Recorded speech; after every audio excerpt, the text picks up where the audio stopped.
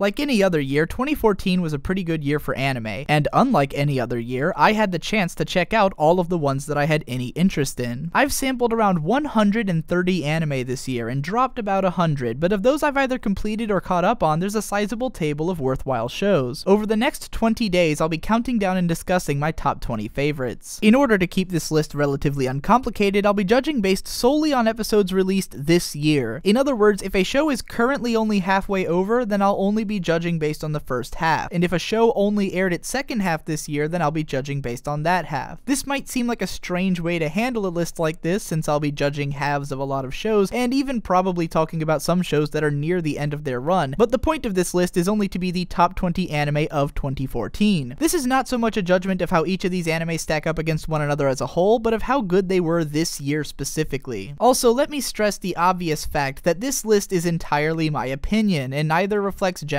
consensus nor any standard other than my own. If you don't agree with the order of this list or with the things that I put on and left off, that's fine. I would ask, however, that if you feel the need to list your own favorites of this year, you contain all of those comments in this video, and reserve the comments on each subsequent video for discussion of those shows. All of these videos will be completely spoiler-free analytical reviews, as I want to introduce new viewers to each of these shows, as well as to give their fans something that they can share with others and say this explains why I like this show so much. Before we dive into the main list, I thought I'd talk about some shows that I dug from this year that either weren't good enough to make it into my top 20, or which I don't have enough to say about to dedicate an entire video to them. I'll be breezing through these pretty quickly, so check the description for a list of all the shows that I mention. Samurai Flamenco. True fact, if you do a Google image search for the word clusterfuck, the first result is a screen cap of Guillotine Gorilla from episode 7 of Samurai Flamenco, an image which has come to represent the moment when viewers realized that what had seemed at first like a kick-ass style story about some guy who decides to fight crime just as a superhero had suddenly morphed into a full-on tokusatsu show. As the series continued into 2014, Samurai Flamenco took viewers on a wild ride through every type of hero story imaginable, joined only by the thematic questions of what it means to be a hero both on the personal and social level. The second half of Samurai Flamenco featured some of the most insanely cool and some of the most bafflingly horrible episodes of anime this year, resulting in something that's hard to recommend on the level of, hey, you might like this, but possibly worthwhile on the level of, here's some crazy shit you're not gonna get anywhere else this year. I've made a more complete analysis of this series earlier this year, which you can find in the description if you're interested. Noreen. It's very easy to dismiss a show like Noreen, which seems to crassly reach for the low-hanging fruits with its humor and revolve around lots of immature sexuality, cliched characters, and a narrative that expects you to care without ever really earning your ability to do so. However, to dismiss this series out of hand would be to ignore that a significant portion of it is really goddamn funny. Yes, the humor is largely lowbrow and slapstick, but the voice acting is fantastic, the timing is almost always spot on, and the scenarios are often surprisingly original thanks to the show's uniquely being set at an agricultural school in northern Japan. The style of humor and types of characters that you'll find here are those which anyone who's seen more than 2 harem shows will be familiar with, but the execution soars above much of its ilk and delivers on at least a couple of the outright funniest episodes of anime that I watched all year. Unfortunately, the show's biggest weakness is that it doesn't seem to recognize its strength. Every so many episodes, Noreen tries to go for more emotional or romantic moments, and they usually fall completely flat due to how absurd and stupid the rest of the show is. I can't really take a dramatic scene with these characters seriously, especially when a lot of the things that they get emotional about are kind of juvenile. I was okay with the show's occasional bouts of moodiness when they weren't taking up too much screen time, but the last 3 episodes end up focusing on these aspects a lot and really dragged down the overall experience, making it a lot harder to recommend the show on the whole. Would I have watched all of Noreen if I had been sober the entire time? Possibly not. I watched this show on a shitty streaming site while fairly drunk, and something about that rustic, almost nostalgic experience allowed me to enjoy the first episodes enough to keep going longer than I thought I would. Altogether, it was probably my favorite Silver Links show that I've seen yet, not that that's really saying anything. Tomiko Love Story. If you missed out on last year's adorably intimate Tomiko market and you're into comfy shows about close-knit communities, I recommend giving it a look. It comes as an original series from the creative minds behind the K-On! Anime and has a lot of the same appeal. Tomiko Love Story is the film sequel to the TV series, focusing more on romantic elements and an even more low-tempo, down-to-earth feel. It's an enjoyable experience, though ultimately I didn't find it as memorable as a lot of others seem to, but if you enjoyed the TV series, then I definitely recommend checking out the film as well. Harmony. Coming out of the Young Animator Training Project, Harmony is a short film from the same people who created Pale Cocoon, Eve no Jikan, Mizu no Kotoba, and Patema Inverted, which were all things that I found to be just okay, but I know a lot of people enjoyed them. And if you're one of those people, be sure and give Harmony a look. It's a lot less sci-fi oriented than the others, though there's an element of almost paranormal or magical fantasy at play in how the show sets up its potential romance between the two main characters. While Harmony didn't hit me in the feels like it seemed like it wanted to, I was impressed with the direction and editing, which lent a strange intensity and density to scenes of characters just standing around talking in a classroom. Every scene felt like it had a certain weight and flow to it, which I thought was cool, and elevated it above the kind of straightforward story that it could have very easily been by giving it a unique tone. Nihon animator Mihonichi. Studio Kara, which until now has primarily been responsible for the rebuild of Evangelion films, began releasing a weekly series of high-quality short films towards the end of the year, including most famously the fantastic sensory overload Me, which became an internet phenomenon thanks to its trippy, symbolism-laden story and titty-bouncing intense music. The other shorts, while less memorable, are still creative and fun in their own right, and all of them are worth checking out. Besides all of these, there were a number of shows which I thought were pretty okay, but couldn't hold my interest long enough for me to watch them all the way through to the end, either because I fell behind while they were airing, or because I realized that the story wasn't going to get very far before the end of the series. I'm putting a list of these on screen along with basic genre descriptions for each, so if you're a huge fan of these genres, then you might consider these shows to be worth looking into. The list will be present down in the description as well. That does it for honorable mentions, so be sure and subscribe to my channel and stick around, as tomorrow I'll begin to reveal my top 20 favorite anime of the year. See you then.